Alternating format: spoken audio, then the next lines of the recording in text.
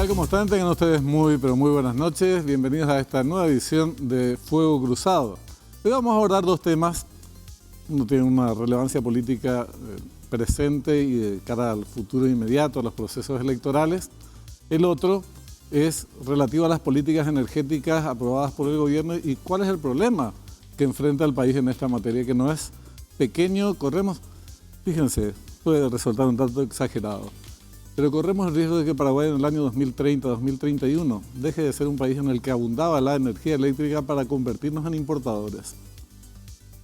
Parece mentira, pero esa posibilidad es real si no tomamos todas las medidas del caso desde ahora para llegar a esa fecha, que es cuando ya habremos consumido o estaremos consumiendo toda la energía que producen las hidroeléctricas. Y ahora, obviamente, tenemos que tomar las medidas del caso generando nuevas fuentes o construyendo nuevas fuentes de generación de energía. Esta es la segunda parte. La primera, la política. ¿Cuál es la situación de la oposición? Perdió muchísimo terreno a nivel parlamentario y fuerzas que perdieron toda representación parlamentaria. Pero algunos partidos políticos de oposición no solamente tienen problemas en cuanto a su representación legislativa, sino que están con crisis muy profundas en su interior, incluyendo uno de los principales partidos tradicionales de nuestro país, que es el Partido Liberal. Para hablar de estos temas, sobre situación de la oposición actualmente, de dónde viene y a dónde va, que es lo fundamental, tenemos dos invitados hoy para conversar sobre estos temas. Uno es el ex senador por el Frente de Guazú, Hugo Richert. ¿Qué tal? ¿Cómo estás, Hugo? Bien, Benjamín. Gracias por la invitación. Acá al diputado que le va a presentar enseguida también.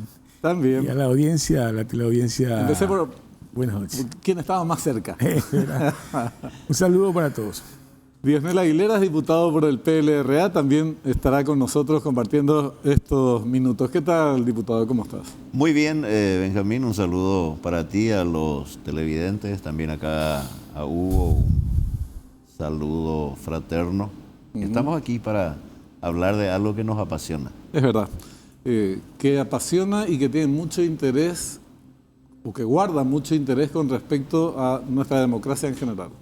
Los partidos políticos son, o deberían ser, están llamados a ser bases fundamentales, pilares fundamentales de la construcción democrática. Pero están en una situación bastante complicada, Hugo. El Frente de Guazú era una tercera fuerza importantísima en términos de representación política. Bueno, fue gobierno primero. Después tuvo una representación política importante y actualmente entiendo que como frente prácticamente está extinguida la experiencia. ¿Cómo es? De hecho, el Frente Guazú en este momento, sinceramente, institucionalmente no existe. O sea, los resultados, el impacto de los resultados del 2023 fueron tan fuertes que al frente, como Frente Guazú, no le permite una recuperación hasta este momento. Y yo como frente porque sí, hay partidos claro, que se están reorganizando. El caso de Convergencia Socialista, donde yo estoy, el sábado pasado hicimos el 8º Congreso Nacional Ordinario en Villarrica. Y primero hay que reorganizar los partidos. Claro. Y una vez que se reorganicen los partidos, hay que volver a buscar la unidad de los sectores progresistas y de izquierda en nuestro país. Pero ¿sobre qué base? Ese es el punto, ¿verdad? El problema de la oposición, primero, yo creo que vos sabés, porque alguna vez lo hemos hablado, a mí no me gusta hablar de la oposición, la famosa unidad de la oposición, porque hay diferencias que tienen que ser discutidas. Y cuando se da la famosa unidad de la oposición, yo creo que mucha gente no cree justamente por eso, ¿verdad? O sea, no se presenta como parte de un acuerdo sólido que transmita confianza a la gente, de tal manera que pueda hacer una opción de gobierno realmente. Pero esto también corre para los sectores progresistas y de izquierda. Claro. Los sectores progresistas y de izquierda, claro que tenemos que hacer acuerdos y alianzas, pero no podemos perder la identidad de fuerzas de izquierda, socialistas, progresistas. Y la identidad, por supuesto, no es la identidad del Partido Liberal Radical Auténtico. Podemos hacer alianza o debemos hacer, pero son identidades diferentes y yo creo que ese es uno de los problemas del Frente Guazú y una explicación de los resultados electorales. El Frente Guazú fue perdiendo su identidad, creo que muy metido en el aparato legislativo, en la gestión legislativa, que yo creo que fue buena de todas maneras, pero eso hay que transmitir a la gente. Transmitir en la construcción de las bases, la base social, y transmitir fundamentalmente el proyecto político. Creo que el Frente Guazú se equivocó ahí. Esta es una crisis que se arrastra, creo que desde el 2017 aproximadamente. O sea, el Frente Guazú, en vez de mostrar realmente que es una opción política y tiene un proyecto político de democracia popular, de una democracia con justicia social, de soberanía, de inclusión, de derechos, creo que se fue diluyendo con alianzas y alianzas que terminaron en el resultado electoral del año pasado. Diputado, Diosnel, el tema del PLRA, ¿nunca le pasó al PLRA o nunca llegó a tuvo varias crisis, como distintas organizaciones políticas en su historia, a lo largo de su historia? El coloradismo también pasó por muchos momentos críticos, pero yo no recuerdo, salvo que vos puedas explicarnos, un momento tan grave como el que actualmente se encuentra el Partido Liberal. Su representación parlamentaria es una expresión de esa situación. Se disminuyó a la mínima expresión, decayó muchísimo. Pero es un partido que está con severos problemas. Viene de destituirlo a Efraín en un momento dado, se creyó que esa era la fórmula, se decía en su momento. Miren que hay cuestiones políticas, no solamente personales en esta historia. Y siguió por inercia más o menos la misma situación, pero una organización menos gravitante en la política nacional. ¿Qué visión tenés vos? Bueno, indudablemente comparto contigo que el Partido Liberal está atravesando por uno de sus momentos más críticos. De hecho, si revisamos un poco la historia del partido, vamos a encontrarnos con distintos sucesos que puso a prueba el estirpe de los dirigentes. Siempre hubo fuerzas externas, inclusive, que influyeron muy fuertemente en la conducta de los líderes políticos. Nosotros entramos de un tiempo a esta parte en un encono muy fuerte en cuanto a la disputa por el liderazgo de dos sectores que se volvieron antagónicos. Por un lado, el efrainismo y por el otro, el llanismo. Esa parte de nuestra historia no logramos aún superar. Efraín, con luces y sombras, venía ejerciendo una oposición que es lo que correspondía hacer por la situación en que nos encontramos, pero eso a su vez no gustó a un sector del partido. Bien decía de que a más de los reveses sucesivos que tuvimos en elección tras elección para la presidencia de la República, para culminar con una derrota la más catastrófica de la historia, estas últimas elecciones. Y eso hizo que un sector importante del partido reaccionara, viéndolo a Efraín como el problema del partido. Forzaron una convención, llegaron a una interpretación forzada de nuestro estatuto, cosa que nosotros seguimos sosteniendo como equipo político y como movimiento interno como algo ilegal porque contraria a lo que dice nuestro estatuto. Sacaron a Efraín, impusieron a uno de los vicepresidentes. Ahora nos encontramos de vuelta que ese vicepresidente no responde al deseo de ese grupo que sacó a Efraín. Entonces plantea de vuelta otra convención que, por lo que nosotros vemos, va a ahondar aún más la crisis dentro del partido. Acá nosotros tenemos que apuntar al diálogo. Nosotros tenemos que sentarnos a dialogar. Tenemos que conversar. De hecho, que diferencias vamos a tener y es normal que se den diferencias en políticas. Podemos tener distintas miradas, pero si pretendemos realmente convertirnos en una opción de gobierno, en una opción para la gente, ¿verdad?, tenemos que lograr un acuerdo primero entre liberales y luego salir a buscar un acuerdo con partidos fraternos, porque caso contrario es inviable pensar siquiera en la posibilidad de llegar al poder por fuerza propia, ¿verdad? Claro. Ahora, liderazgo y política van muy de la mano, ¿verdad? Es decir, un liderazgo no fracasa solamente por las características particulares del líder en cuestión, sino también por la política que éste vino implementando. O al revés, no triunfa solamente porque es simpático, sino porque tiene algún acierto en esa estrategia que está ejecutando.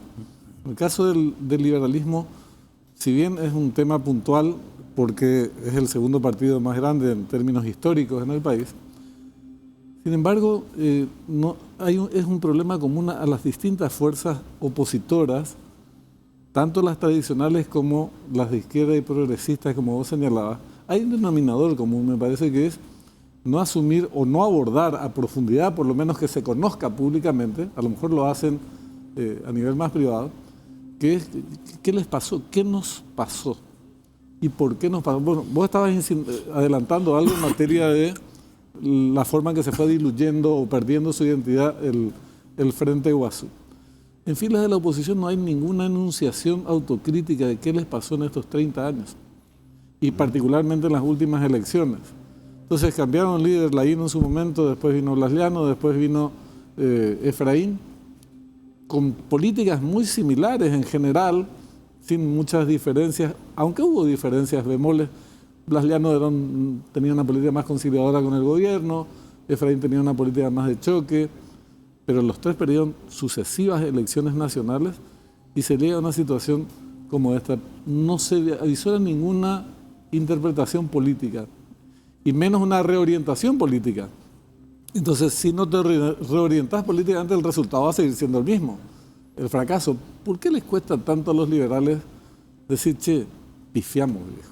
Bueno, evidentemente pifiamos en algo, porque no podemos tener estos resultados, de otra manera no se explicaría.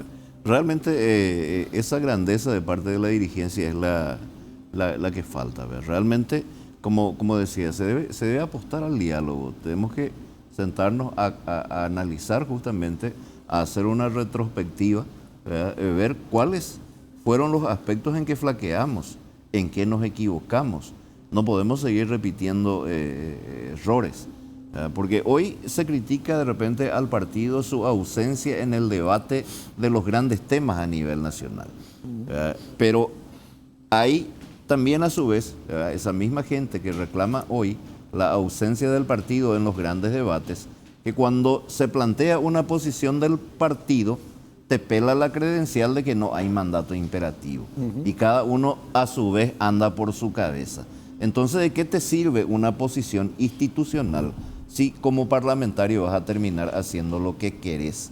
Porque en definitiva eso te autoriza la Constitución Nacional, porque no existe mandato imperativo.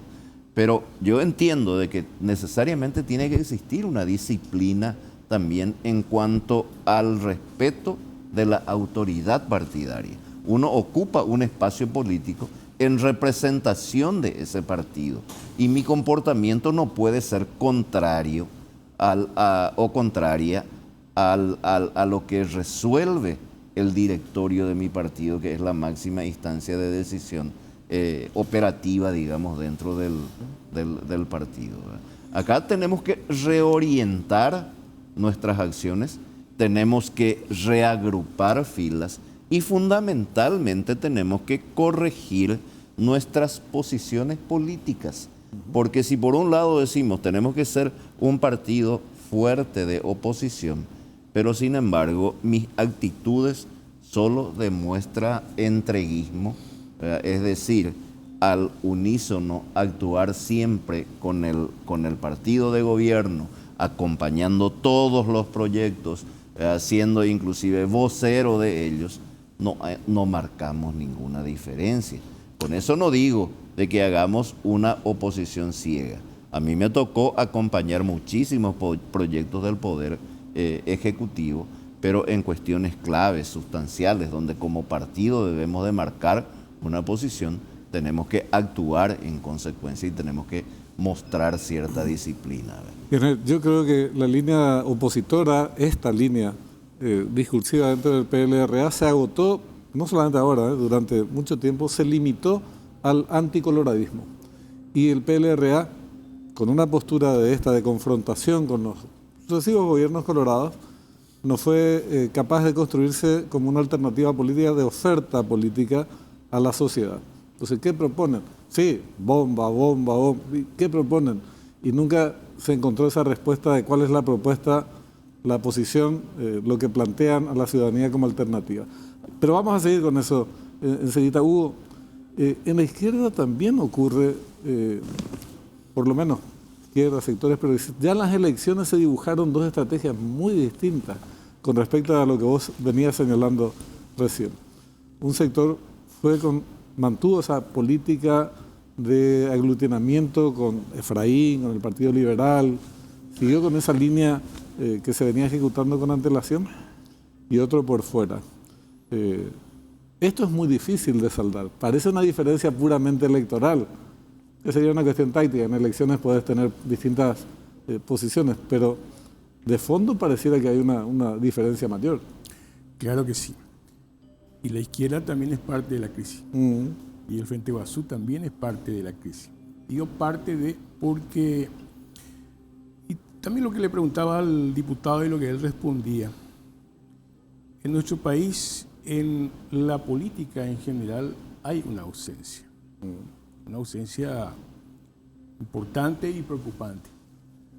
Es la ausencia de un debate político, incluido el Partido Colorado. Sí. El Partido Colorado tiene la capacidad de administrar lo que hay. Pero si vos te planteás un proyecto de cambio realmente en las políticas de los gobiernos colorados, tampoco hay un debate político al respecto, ¿verdad? El Partido Liberal Radical Auténtico es parte, yo creo que del mismo problema. No hay un debate político, o sea, la ausencia de la política en los partidos políticos. Y en la izquierda, no te voy a decir que no. Muchas veces los enconos personales también impiden el debate político. ¿Sabes la realidad? O sea, sí. Pero esta ausencia de la discusión política en la política también es una ausencia que vivimos como país. O sea, en la élite, los sectores intelectuales, culturales, hay muy poco debate. Periodístico, en el nivel periodístico también, eso es cierto. O sea, vivimos un ambiente con poca crítica y esa es una decadencia. Esa es una decadencia. La derecha, los sectores conservadores y la izquierda estamos, yo creo que en deuda, ¿verdad? atrapados en esas circunstancias, ¿verdad? Y en un tiempo en que, vos sabés, no solamente en Paraguay, en todo el mundo, se confunde la ficción con la verdad. La ficción termina siendo verdad, la verdad es ficción. O sea, vivimos un mundo complicado. Pero ante eso, creo que el diputado de alguna manera dijo, voy a tratar de ir un poquito más allá, necesitamos nosotros formular un proyecto político a nivel nacional, porque el Paraguay obviamente necesita de cambio. Estamos hablando de un país en donde el 7 de cada 10 trabajadores, no los desempleados, no tienen ningún derecho, ni seguridad social, ni jubilación absoluta. ¿Cuál es nuestra propuesta? Sí es. No hay propuesta. ¿Qué hacemos nosotros con un problema complicado que es la política económica del Paraguay? Fundamentalmente por el costo de los servicios de la deuda, comisiones y deuda que tenemos que pagar anualmente, y eso va a ir subiendo con un esquema tributario que yo no creo que alcance. Yo no creo que alcance. La presión tributaria del Paraguay está más o menos 10%, ¿verdad? Entonces, ¿cuál es nuestra inversión en el futuro y qué modelo de país queremos para el futuro? Yo creo que el Partido Liberal Radical Auténtico, la izquierda, el Frente Guazú, necesitamos ese debate, porque de lo contrario, la oposición, y ahí voy a hablar del PLRA. Digo el PLRA porque tiene ciertos parecidos, obviamente, doctrinarios con el Partido Colorado, pero de lo contrario, le parecemos demasiado al Partido Colorado. Así mismo. Y si no te diferencias del Partido Colorado, es lo que vos decías, no es solamente una cuestión de ser anticolorado y que por eso vas a ganar las elecciones. Está demostrado que no. Y yo creo que la mejor demostración de eso, y que el diputado se va a acordar, es la Alianza Patriótica para el Cambio. Fernando Lugo nunca hizo una campaña en contra del Partido Colorado cuando ganó las elecciones. Hay ejemplos por la negativa y por la positiva. Totalmente. Entonces, resumiendo, yo creo que necesitamos discutir de vuelta la política, y en la discusión de la política necesitamos discutir el proyecto que nos diferencie de los gobiernos colorados, que está bien, hace 60, 70 años están, pero tenemos que discutir la alternativa. La alternativa, y lo tenemos que explicar de una manera en que la gente que reclama salud pública tiene que tener salud pública. La gente que reclama educación pública, tenemos que tener una propuesta de educación pública. Tenemos que tener una política de inversión social diferente a lo que plantean los gobiernos colorados. Entonces, todos estos temas que enuncia Hugo y a los que se le pueden ir agregando otros que son, probablemente no son materia de debate político más extendido, pero son cruciales para el país, lo que decía en la presentación del programa de hoy. No tenemos garantizada energía para el 2030. Energía eléctrica. Hoy que nosotros teníamos el mito porque tiramos la energía como mantequilla al techo, ya no es así. Y va a dejar de ser, completamente va a dejar de ser así en 4 o 5 años más. Pero si no empezamos a construir alternativas, nuevas fuentes de generación, que algo se está iniciando, pero completamente insuficiente, vamos a convertirnos en un país importador. Claro, esto no atrae muchos votos rápido, ¿verdad? Claro. Son discusiones de otra naturaleza. Pero en épocas electorales tiene que traducir eso para que los votos... No, pero y fíjense que vuestros bolsillos van a terminar afectados, porque si la energía que pagamos hoy es en base a lo que tenemos, que supuestamente tenemos en abundancia, va a variar si esa energía dejamos de tener en las cantidades que necesitamos a partir del 2030.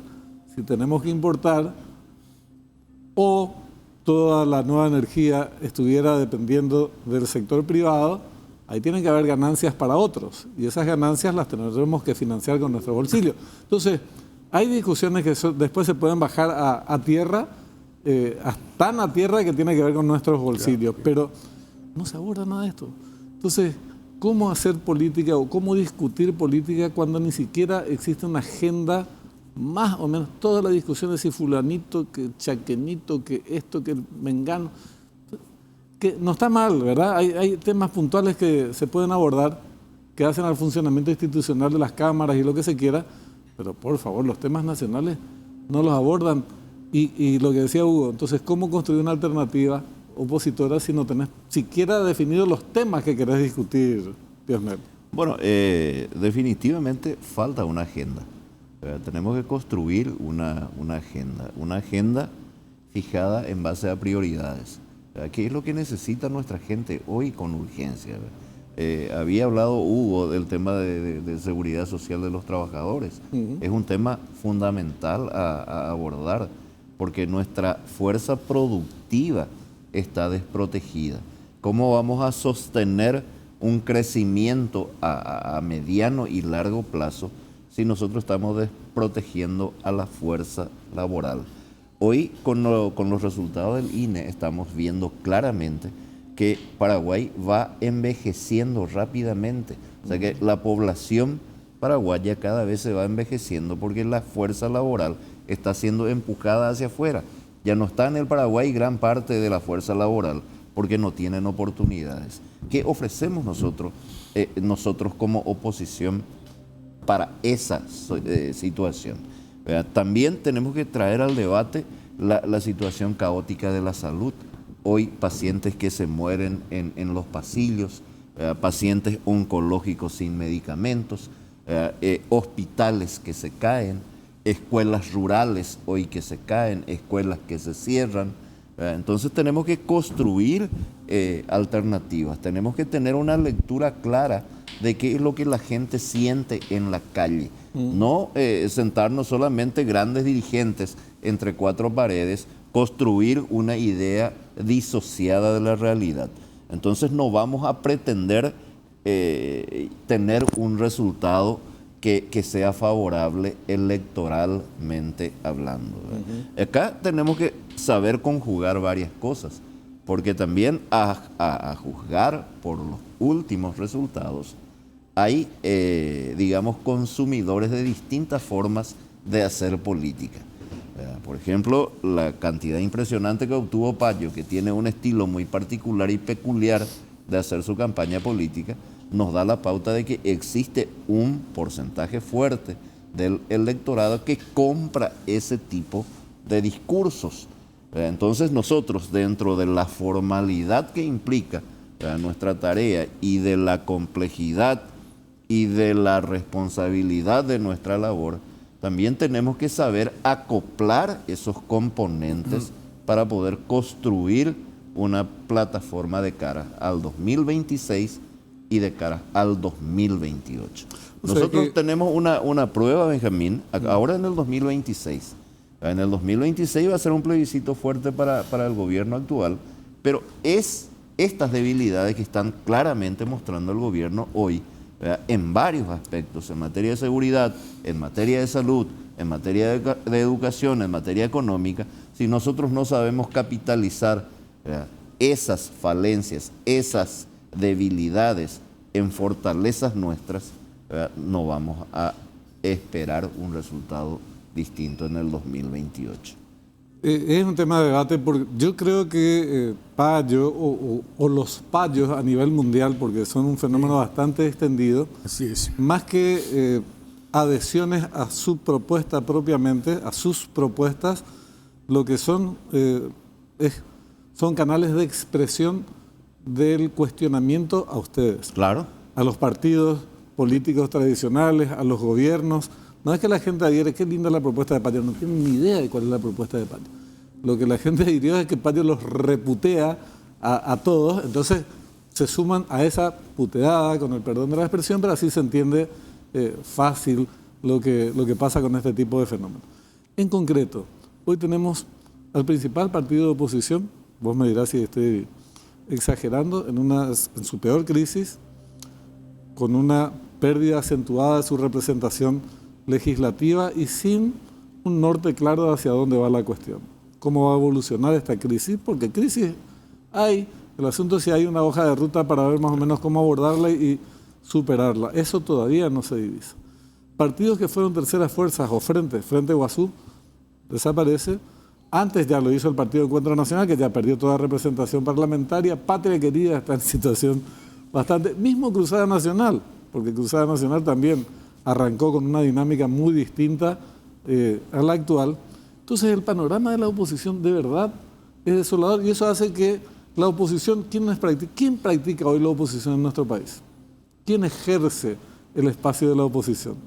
No son los partidos, es el grupo Zucolillo, el grupo Bierzi, esos son los referentes opositores, o estoy muy yo creo equivocado. Que las contradicciones y las disputas entre los grandes grupos empresariales aparecen se como manifiestan ahí y oposición. Esa es la realidad. Llámese el grupo Cártel, el grupo Zucolillo, el grupo Bierzi, esa es la realidad del tema.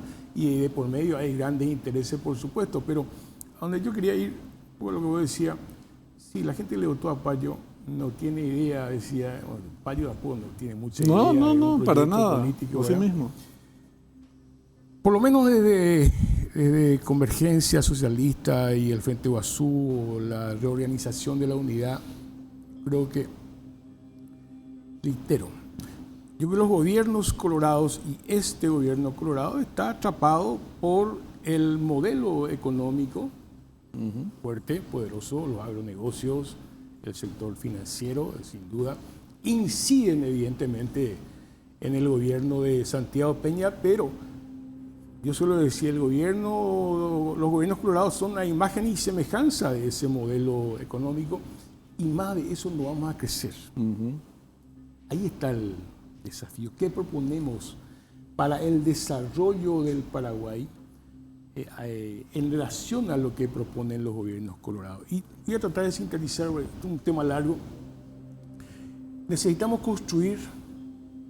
reorganizar el Estado. Esa es la propuesta que yo creo que es principal sobre la que tenemos que trabajar. ¿Para qué? Para que el Estado sea realmente un sector central, estratégico de un cambio de modelo de desarrollo en el Paraguay. Necesitamos avanzar hacia un gran acuerdo desde el Estado, los sectores privados, empresariales, trabajadores, sindicales, movimientos sociales, para una transición hacia un modelo agroindustrial en el Paraguay, que supere este modelo de los agronegocios que tiene varios problemas.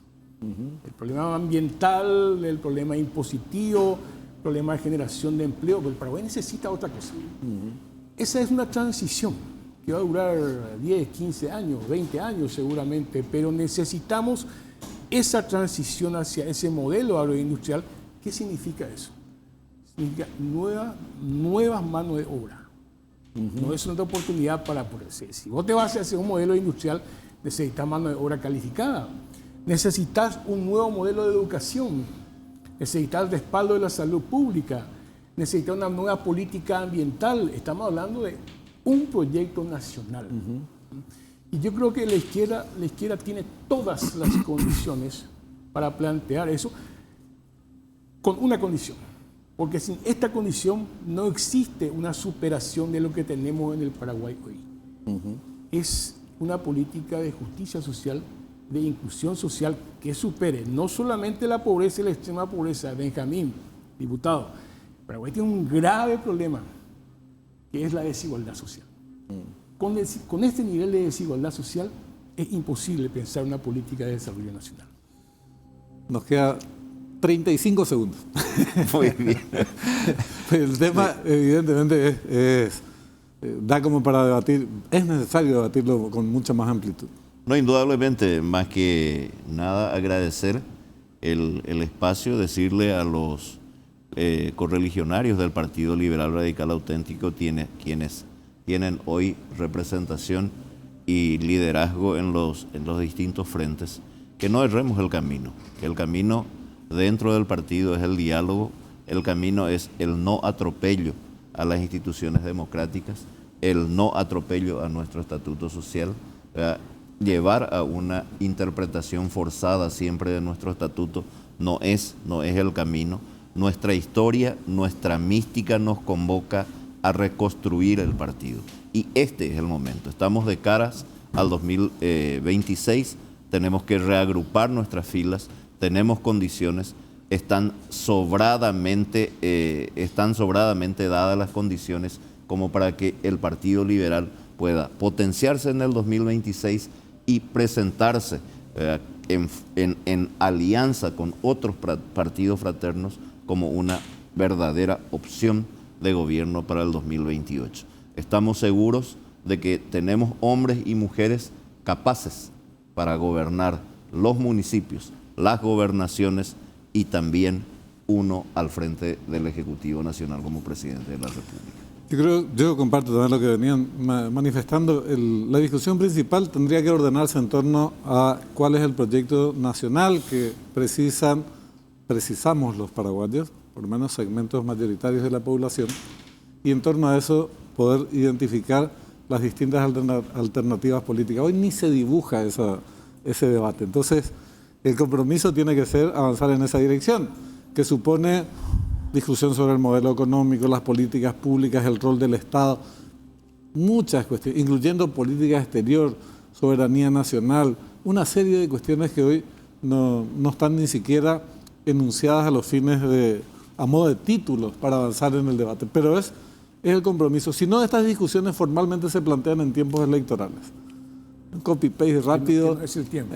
Que no es el tiempo. Que no es el tiempo. Claro, por ¿verdad? supuesto. Que no es el tiempo. Claro. Y la gente le entra por uno y le sale por el otro. Está pensando en otras cuestiones. Así es que Vamos a tratar de avanzar en esta dirección en próximas charlas, ¿les parece? Gracias. Muchísimas gracias a ambos. Muchísimas gracias. Hacemos una breve pausa, volvemos con un tema que de verdad es de máximo interés, el de políticas energéticas, nuestro futuro energético. En ese marco, cómo encaja la revisión del anexo C de la Itaipú Binacional. Enseguida estamos de vuelta.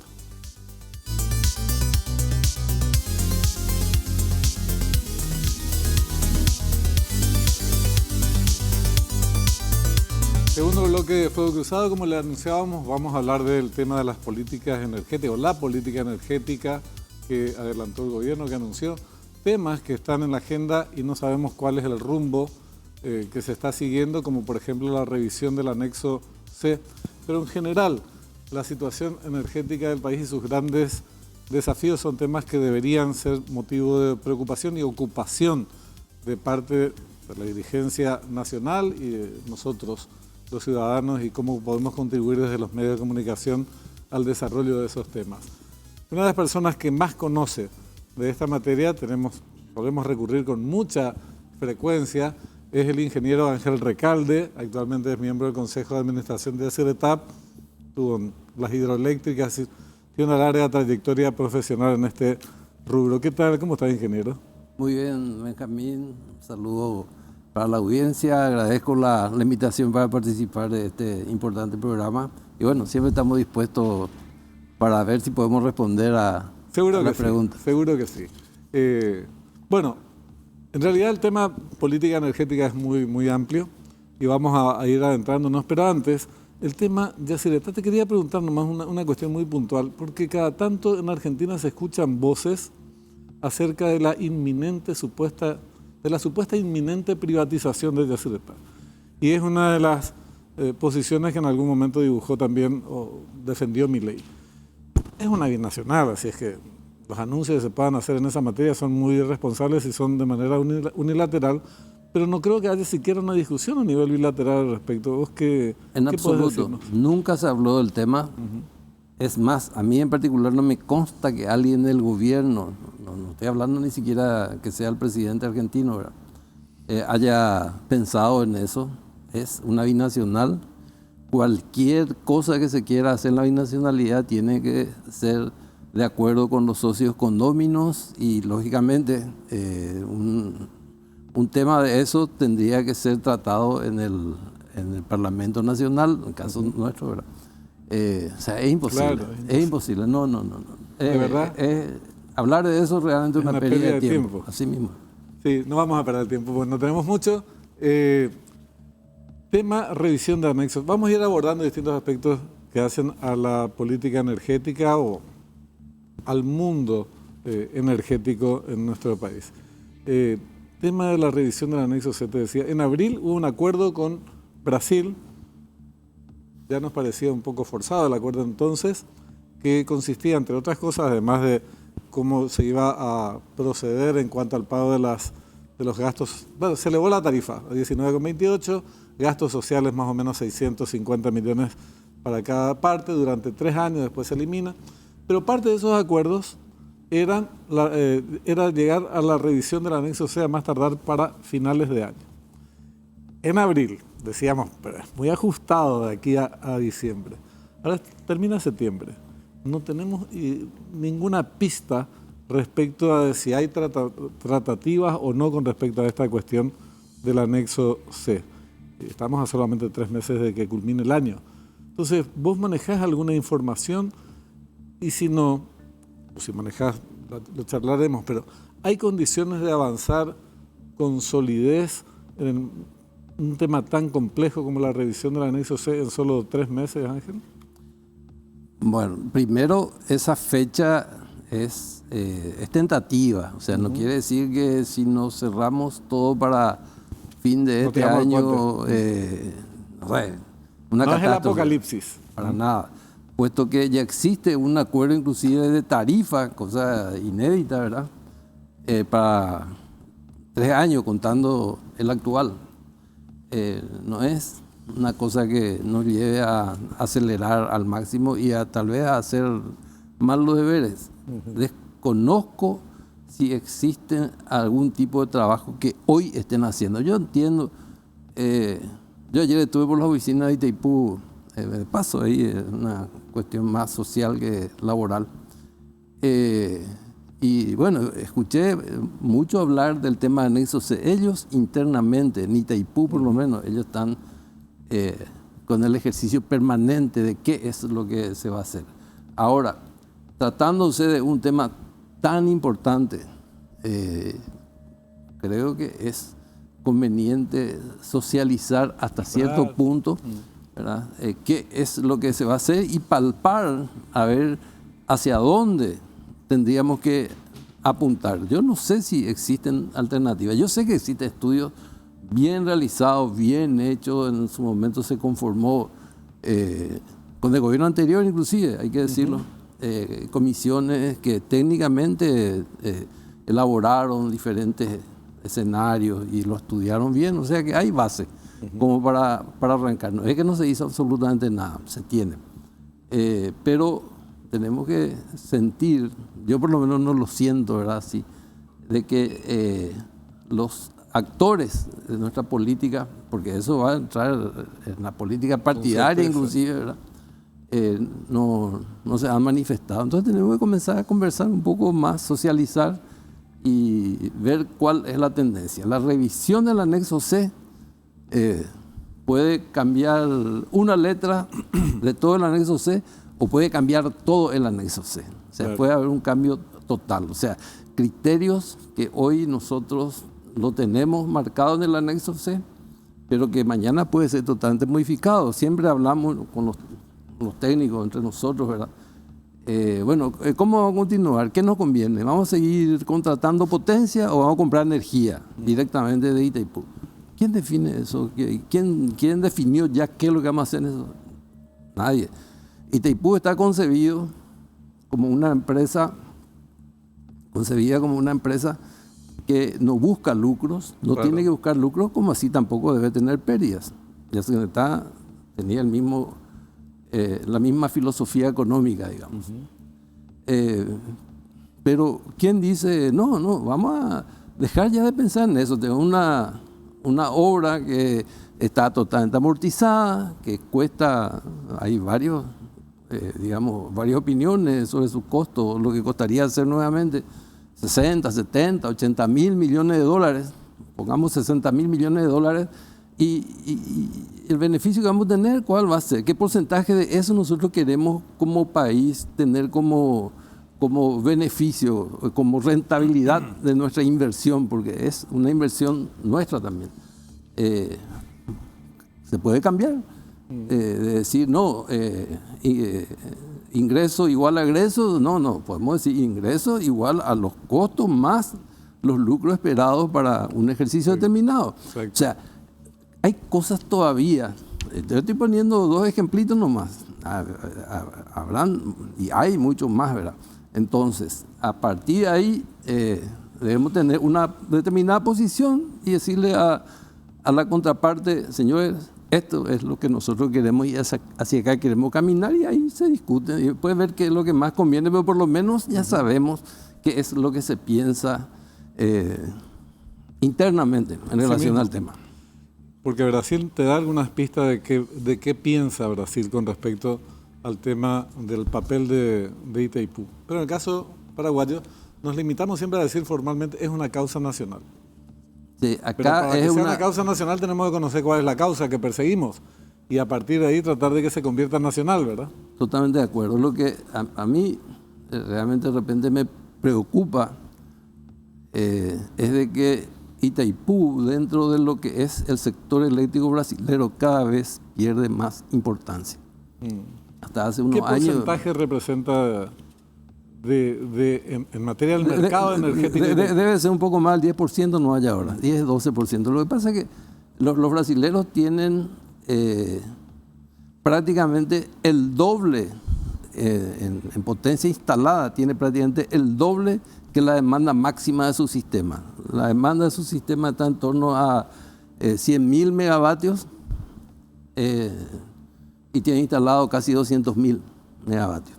O sea, ahí es donde yo le digo a la gente, que dicen, no, le quitamos la energía nuestra que le damos no, no pasa nada. Ellos ya previeron eso. Claro. Ellos desarrollaron su sistema justamente para decir, pueden vivir sin Itaipú inclusive. Es más, a veces nos retiran toda la potencia que ya tienen pagada. O sea, cosas inentendibles. O sea, hay cosas que lastimosamente no existe un grupo que haga seguimiento de eso y, bueno, pueda hacer algún tipo de inteligencia, digamos, como para ver cuál es el comportamiento en un mercado en el cual nosotros queremos entrar a operar. Interesantísimo. Brasil tiene el doble de la potencia, decís, que requiere el mercado como posibilidad cierta de utilizarla si fuere necesario. Nosotros vamos creciendo en nuestro consumo energético y decíamos más o menos el umbral 2030, 2031, ya consumiremos toda la producción de las hidroeléctricas y ahí viene el tema de la generación o de la creación de nuevas fuentes de energía, de generación de nuevas fuentes de energía. Que vamos a llegar a eso, porque si no podemos correr el riesgo. Es exagerado decir podemos convertirnos en importadores de energía eléctrica si no se hacen todos los deberes de aquí en adelante. No, yo creo que es lo más probable. ¿En serio decís? Sí.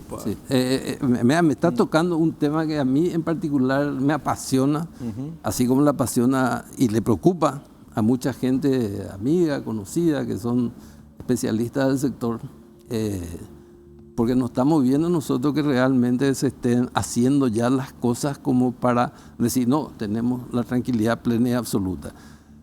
Tenemos dependencia, pero total, del río Paraná.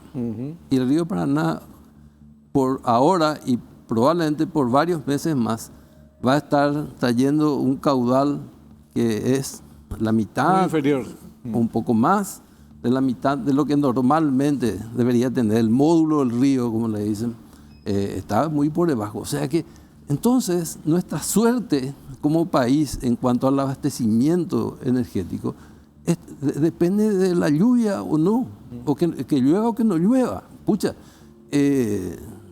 peligroso. Es peligroso y yo recuerdo que hemos conversado en otras oportunidades, Ángel, acerca del plan maestro de la ANDE, que era justamente previendo cómo vamos creciendo en nuestro sistema, en el sector eléctrico, para que no lleguemos a esa situación que parece absurda, pero que es una posibilidad cierta de convertirnos en importadores de energía después de haber tenido tanta energía en abundancia. Pero no tiene que, si podemos importar, tranquilo, ¿cuál es el problema finalmente? Si es que, de costos, creo yo, ¿verdad? Porque siempre depende.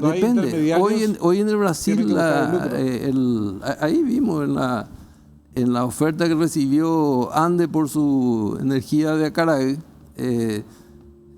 está bajo en el Brasil. Estaba, probablemente ahora esté comenzando a subir debido justamente al problema de los embalses que se están quedando sin mucha reserva. Pero tendríamos que... Pero no es tan fácil también. O sea, si vos decís, mañana vamos a importar del Brasil, no podemos. No podemos.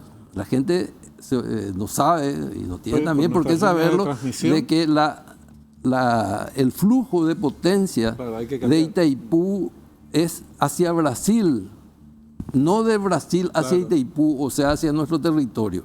¿Sí? O sea, no es reversible ese dispositivo. No, es unidireccional. Entonces se tiene que cambiar la conversora que se tiene en el lado brasilero, se tiene que realizar modificaciones para que podamos recibir el otro lado. Aparentemente lo van a hacer, pero no antes del 2029 más o menos. Ahora, te quería justamente avanzar. Está el tema de anexo, sé que es un tema que se va a ir instalando necesariamente con el correr de estos meses de aquí a fin de año. Pero esto es muy preocupante, el tema de cómo se crean nuevas fuentes de energía o cómo se generan se desarrolla esta política. Y volví al plan de la ANDE, porque uno tiene que ver con la energía solar, avanzar en ese campo, pero para eso hay que ir cumpliendo con la ejecución de obras de manera anual, con una inversión importante que yo no veo en los presupuestos. Y es más, la definición que se tiene al respecto es, vamos, legislación mediante, que está bien que se avance en ese terreno también, vamos a abrir todo a la intervención del sector privado.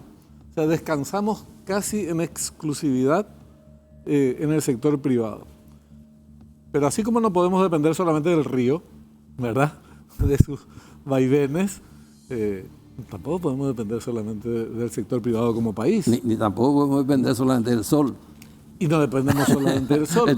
Comenzamos Entonces, hay que ir incorporando las distintas variables para no llegar a un nivel de dependencia. Después podemos discutir el costo, si es conveniente, no es conveniente, es inconveniente, qué tan inconveniente, pero lo que no está en discusión es que deberíamos tener autonomía en distintas áreas, y una de ellas, como país digo, y una de ellas es la cuestión energética.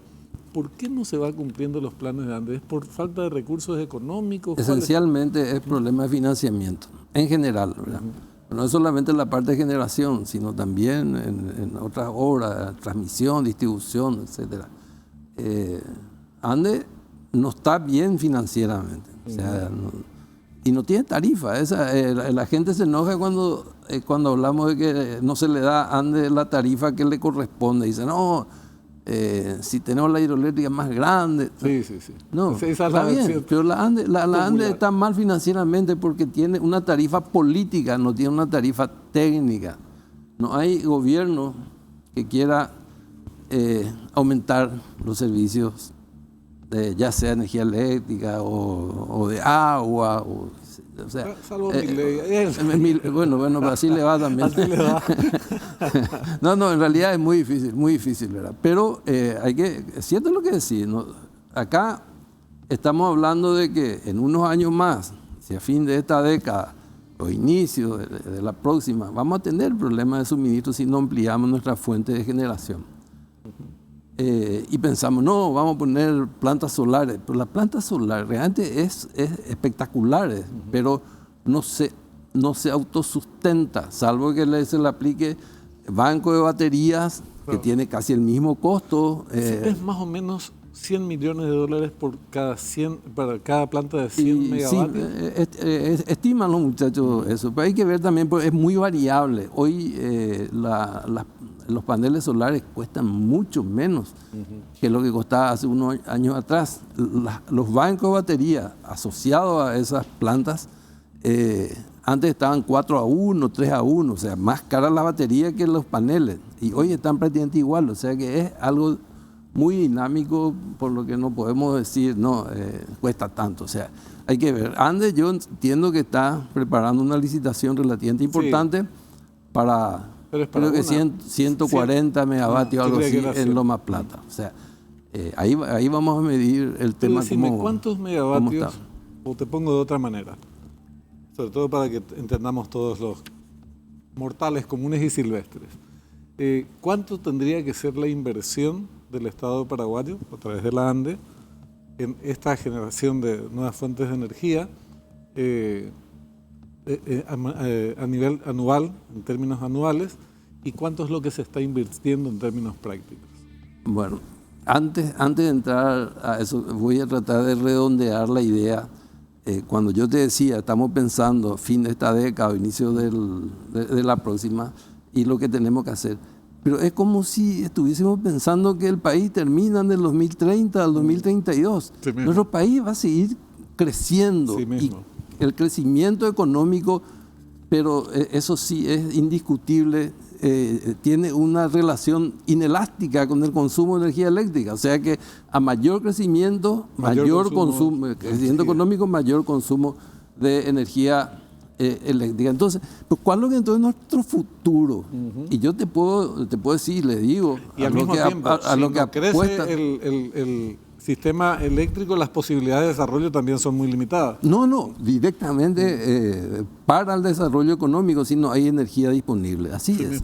Bueno, entonces, ¿qué es lo que tenemos que hacer? Bueno, apostemos ahora como una solución de paso a la energía solar, que realmente es una de las que más rápidamente podemos tener disponible en las plantas fotovoltaicas. Pero no es la solución. ¿Por qué? Porque eso tiene que venir apoyado con fuentes de generación firme, que no dependa, por ejemplo, del agua, que no dependa del sol. Con energía nuclear. Ves pasar con esos días tan, digamos, con la atmósfera llena de humo. Claro, no funciona. No funcionan, pero con un rendimiento bajísimo. Entonces, hay que pensar en tener generación, una base, digamos, fuerte, ya sea quemando gas, quemando lo que sea, pensar, ¿por qué no? Atender lo que te voy a decir. Yo creo que tenemos que ir pensando seriamente, en brevísimo tiempo, de preparar un cuadro técnico de altísimo nivel y enviarlo a las mejores universidades del mundo a que se preparen para administrar lo que es energía nuclear. Claro. Tenemos que tiene entrar. Argentina, tiene Brasil, ¿verdad? Bueno, Argentina está desarrollando Acá, el CAREM, que es realmente una cosa fantástica, pero que ahora parece que Milei también le desenchufó y están con algunos problemas de financiamiento. Pero tenemos que entrar en eso y tenemos que tener alternativas, no podemos quedarnos solamente con... tenemos teóricamente uranio en la zona de Yutí. Teóricamente digo, yo no sé si es realmente cierto. ¿Esto qué plantea? Definamos esas cosas, hagamos estudios. Si podemos hacer enriquecimiento de uranio acá, magnífico. O sea, comencemos de alguna manera a pensar un poco más allá que dentro de 10 años. Yo sé que este plan energético, la política energética aprobada últimamente, yo estuve leyendo, es muy amplia nomás y de repente uno puede discurrir hacia otras cosas, ¿verdad? Pero tendría que darnos pautas concretas de lo que tenemos que tener en el 2050, estaba hablando ya, como una cosa segura y que venga quien venga, porque esa tiene que ser una política de Estado, esto tiene que ser aprobado por ley, no solamente por decreto, pero con delineamientos más generales y en donde todos nos pongamos de acuerdo. O sea, estoy hablando de todos los partidos políticos, que todos opinen, y bueno, esto es lo que vamos a hacer en los próximos 30 años. Y podemos desviarnos un poquito acá, pero sabemos dónde queremos llegar. Es una falencia que tenemos. Para contestar más tu pregunta, lo que Andes tenía previsto en el periodo 2021, 2040 más o menos, estábamos hablando de 6.000 y piquitos millones de dólares en inversión en generación, en nuevas fuentes de generación. Particularmente considero que es muy baja esa inversión y probablemente ellos hayan pensado en complementar con inversiones del sector privado. O sea que evidentemente ahí ya no sabría decir qué porcentaje tendrían que entrar los del sector privado. El problema es que ahora ni se habla de inversión pública, se habla solamente de inversión privada. Entiendo que esta licitación que hablé de 140 megavatios en Loma Plata va a ser como llave en mano, o sea que es con financiamiento por parte de la empresa que gane la licitación. El tema de la energía atómica va contra todo el concepto, el criterio de energía limpia y cosas por el estilo. Pero es súper limpia. Pero es limpia, exactamente. Se sataniza de una manera que tiene que ver con nuestra ignorancia, ¿verdad? Y no solamente con la ignorancia, con accidentes muy graves que hubo de Chernobyl en adelante, en distintas plantas nucleares y cosas por el estilo. Pero eso no quiere decir, hay accidentes de ferrocarriles, accidentes de aviación, accidentes de distinta naturaleza y no por eso suprimimos los ferrocarriles ni los aviones, ¿verdad? Es una necesidad de discutir. Ahora, volviendo al tema de nuestras necesidades en materia de energía, que son grandes y que van a ir creciendo con los años, va a ir en aumento. ¿Cómo encaja ahí? Y con esto te pido redondear, porque después ya vamos a tener que cerrar el programa y es un tema que hay que desarrollar muchísimo. ¿Cómo encaja o debería encajar la revisión del anexo C en esta materia? Digo porque se escuchan voces de que se va a repotenciar Itaipú, no sé hasta dónde se puede repotenciar Itaipú. De verdad, a mí me sonó raro sin ser ingeniero. Es raro. ¿Verdad? Es raro, bueno. También se habló que sí me parece que podría ser viable el tema de la energía solar en el lago de Itaipú. Perfecto. Y también otra máquina, por ejemplo, en Itaipú, ¿verdad? Pero ¿cómo puede entrar esto en las negociaciones de la revisión del anexo C? Sí, bueno, cualquier obra que se tenga que hacer en Itaipú va a ser financiado con el anexo C. O sea, que está ligado. Sea lo que Decimos, sea. vamos a hacer la esclusa de navegación para salvar los más de 120 metros que hay, digamos, que produce la presa. Eso tiene que ser financiado con la tarifa. Con la tarifa. La tarifa que es lo que se directamente, establece en el anexo C. Sí, entonces tengamos en cuenta, lógicamente, los que van a estar en las negociaciones, definir eso para que el anexo C, que finalmente es un reglamento de cómo se determina la distribución de la energía, cómo se va a calcular, cuándo se va a pagar, qué se le va a dar a los estados sociocondóminos, etcétera, etcétera, ¿verdad? Nada más que eso. O sea, se le tiene que alimentar con información, pero tenemos que tener para eso la información. Claro. ¿Qué es lo que queremos hacer? Si de repente conseguimos de que, o sea, nos decidimos plantear y conseguimos de que se tenga un determinado porcentaje de rentabilidad sobre esa inversión tan importante, decimos, esto es para el sector eléctrico para que se desarrolle. Correcto. Esa sería una alternativa. Habrán otras, ¿verdad? Lógicamente. Pero, Benjamín, yo suelo seguirte mucho. Probablemente sea uno de los periodistas, y te lo digo sinceramente, ¿verdad?, que más entiende y lo que no entiende trata de entender más todavía sobre Itaipú, que es muy complejo. El día que termine Itaipú te voy a invitar a que entre a tratar de entender Yacyretá. Que como yo le digo a la gente, ¿por qué nadie opina sobre Yacyretá? Y bueno, se entiende. Ni lo que estamos adentro de repente. Imposible entender, no tiene tarifa. ¿Y cómo funciona si no tiene tarifa? No, mentira, no tiene tarifa, ¿no es cierto? Claro. Tiene una tarifa. Claro, pero, no. Te digo las versiones que se lanzan y... No, tiene varias tarifas. Bueno, entonces, un poco eso es, Benjamín. Yo entiendo tu preocupación por el anexo C. Es determinante, pero lógicamente no podemos pensar en solucionar todos nuestros problemas del sector eléctrico con el anexo C. Categórico. Por eso es importante avanzar en esta discusión sobre nuevas fuentes de generación de energía, cuál es la política pública que se va a ejecutar desde el Estado paraguayo. Está bien que participe el sector privado, incentivar la participación del sector privado, pero no podemos depender solo y exclusivamente de este, porque si no vamos a tener dificultades. ¿Cómo se financia esta ida y vuelta, esta vuelta de la energía de Brasil para que yo creo que ese Itaipú va a correr con eso. Bueno, para que Entiendo que eventualmente esa es la echemos idea. mano de esa cuestión. ¿Cómo entra en esto la energía nuclear? Todos son temas que no son de campaña electoral, ¿verdad? Son temas de Estado.